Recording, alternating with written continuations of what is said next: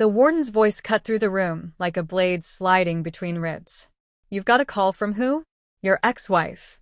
She's with her husband." Silence followed.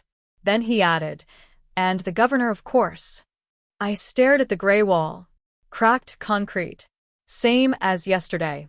Same as the day they locked me away. I didn't react.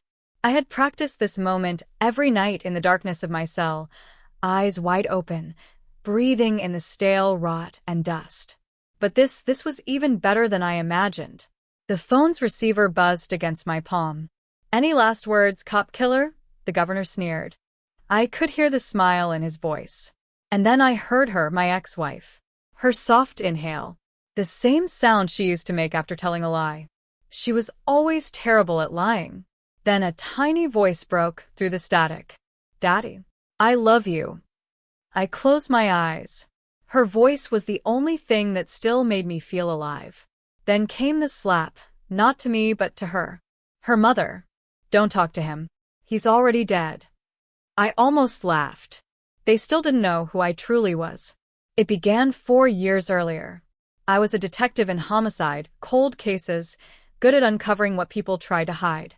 My wife, Claire, grew distant after our daughter was born.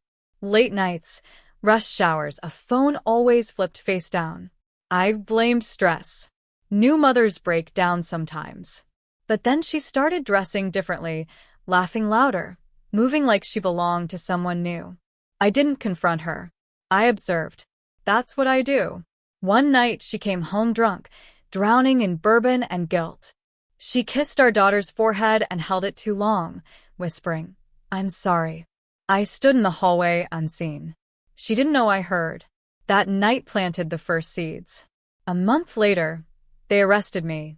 Murder of Officer Reynolds, my partner. They claimed jealousy, corruption, some secret fight.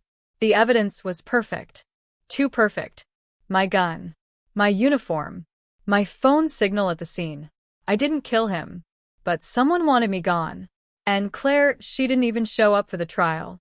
She was already pregnant. With his child. In prison, time becomes your only currency. I spent mine wisely. I had a guard smuggle in what I needed. Not drugs. Not weapons. Information. DNA kits. Burner phones. One call to an old forensics friend. I needed truth, not for the world, but for myself. Claire's letters came full of fake sympathy. I kept every one. Drawings from my daughter. Photos sent every month, each with a tiny heart. She was growing. And she looked too much like me.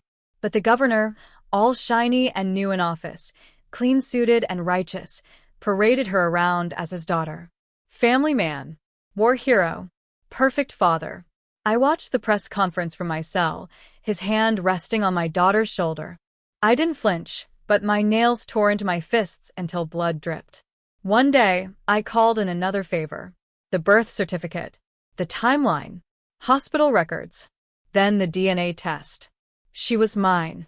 He knew. And that meant Claire knew too. This wasn't just cheating.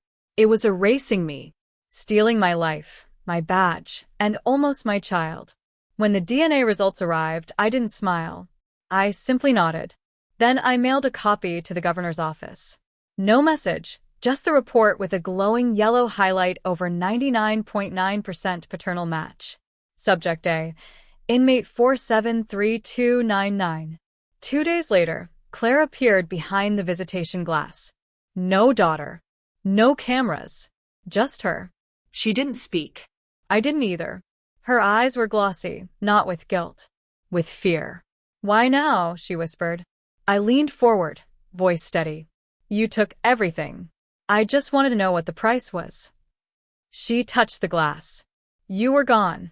I had no choice." I tilted my head. "You had choices. You just picked the one that helped you the most. Like always." She cried. First time in 4 years, I felt alive. Which brings everything back to the phone call. I kept my tone calm. "Governor," I said, "I hear you're raising my daughter." He didn't answer.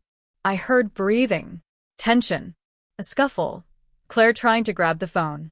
"She's better off without you," he finally said. I replied. Tell me, how does it feel to sign the death order for the man whose blood runs in your daughter's veins? Silence. Then, you don't scare me. I smiled. You should check your inbox. I had everything, timeline, evidence, DNA results, sent anonymously to the press that same morning. Untraceable. You'll lose everything, I said. Not because I killed you, but because I didn't. He snapped. You think this changes anything? You're dead. Maybe, I said. But your reputation isn't. Claire cried. My daughter sobbed. Daddy, that was all I needed. I hung up. Tomorrow they execute me. Lethal injection. Clean. Quiet. Sterile. But the world will remember my name, not as a cop killer or an inmate, but as the ghost who exposed the governor and the liar who married him. I don't believe in redemption, but I believe in truth. She destroyed my life. I destroyed hers, without ever raising a hand. And my daughter, one day she will grow up. She will read the reports. She will see everything. And when she does, she'll know exactly who I was. Not dead, just patient.